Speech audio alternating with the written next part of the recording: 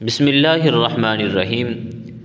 پچھلے درس شریف میں ہم نے منافقین کی کچھ نشانیاں آیت نمبر 8 سے لے کر 16 تک پڑھی، اور آج ہم آیت نمبر 16 سے لے کر 20 تک اللہ رب العزت نے جو منافقین کی نشانیاں اور منافقین کی علامات کو بیان کیا ہے ان کو پڑھیں گے۔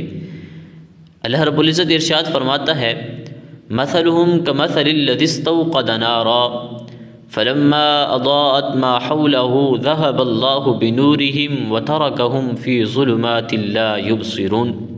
ان منافقین کی مثال اس شخص کی طرح ہے جس نے آگ کو جلایا، بس جب اس کا ارد گرد روشن ہو گیا تو اچانک اللہ رب العزت ان کی روشنی کو لے گیا اور ان کو اندھیروں میں چھوڑ دیا، کچھ بھی ان کو نظر نہیں آتا۔ صم بکم عمی فہم لا یرجعون، یہ بہرے ہیں، گونگے ہیں، اندھے ہیں، اب یہ اسلام کی طرف لوٹنے والے نہیں ہیں۔ اس آیہ مبارکہ میں اللہ تعالیٰ نے منافقین کے حال کی ایک مثال بیان فرمائی ہے کہ منافق جب کلمہ شریف پڑھ کر مسلمانوں میں شمار ہونے لگتا ہے اور مسلمانوں کی گرفت سے بچ جاتا ہے کہ اس نے ظاہری کلمہ پڑھنے اور عبادات سے اپنے آپ کو محفوظ کر لیا ہے اور صدقہ زکوٰۃ سے مفادات بھی حاصل کر لیے ہیں، اس کی موت پر مسلمانوں جیسے احکام بھی لاگو ہوتے ہیں۔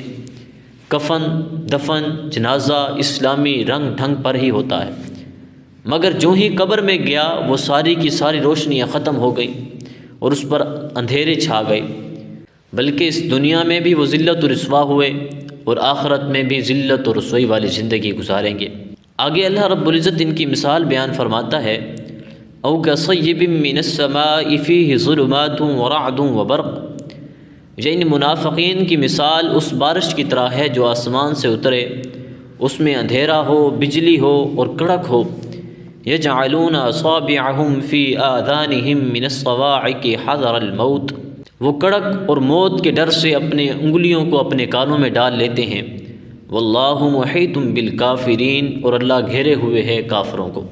منافقین کی حالت کو اس طرح سمجھایا جا رہا ہے کہ وہ اپنی سیاہ اندھیری زندگی کا سفر طے کر رہے تھے کہ اچانک ان میں حضور علیہ الصلوۃ والسلام جلوہ فرما ہوئے اور آپ پر تیز بارش کی طرح قرآن مقدس اترنا شروع ہو گیا، جس سے دلوں کی زمین میں حسین پودے، پھلدار درخت، خوشبودار پھول ہونے لگے۔ مگر اسی قرآن مقدس میں اسلامی احکام اور حدود کا ذکر بھی آیا ہے جو گرج اور کڑک کی طرح ہے۔ یہ منافقین اسلام کے ان گرج اور کڑک سے گھبرا کر اپنے کانوں میں انگلیاں ٹھوس لیتے ہیں، مگر جب کبھی انہیں مفاد ملتا ہے تو چل پڑتے ہیں، کہتے ہیں کہ اسلام سچا ہے، اور جب کبھی مصیبت وارد ہو گئی تو اسلام کا انکار کر دیا۔ اور یہی مثال اللہ رب العزت نے اس آیہ مبارکہ کے اندر بیان فرمائی۔ آگے اللہ رب العزت منافقین کی مثال بیان فرماتا ہے: یکاد البرق یخطف ابصارہم، قریب ہے کہ بجلی اچک لے ان کی آنکھوں کو۔ کلما اضاء لهم مشوا فیہ، جب بجلی چمکتی ہے تو یہ اس میں چلتے ہیں۔ وَإِذَا أَظْلَمَ عَلَيْهِمْ قَامُوا، اور جب اندھیرا ہو جاتا ہے تو کھڑے ہو جاتے ہیں۔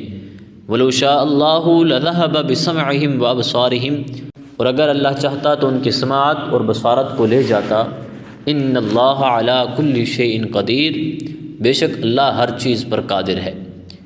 قرآن مقدس نے منافقین کے حال کو اس آیہ کریمہ میں اور زیادہ وضاحت سے ارشاد فرمایا۔ ان کی حالت یہ ہے کہ جب بجلی چمکتی ہے تو روشنی میں کچھ چلتے ہیں، اندھیرا چھا جاتا ہے تو رک جاتے ہیں۔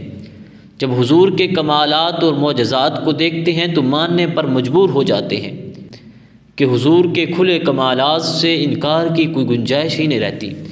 اب اس صورت میں وہ کچھ دور تک چلتے ہیں، اور پھر جب شیطان انہیں شک و شبہات میں ڈالتا ہے تو وہیں سے پھر کفر کی طرف لوٹ جاتے ہیں، اطمینان و سکون کی دولت سے محروم ہو جاتے ہیں اور حیران ہو جاتے ہیں کہ اسلام کو مانیں یا انکار کر دیں۔ یہی تذبذب ان کی بربادی کا سبب بنا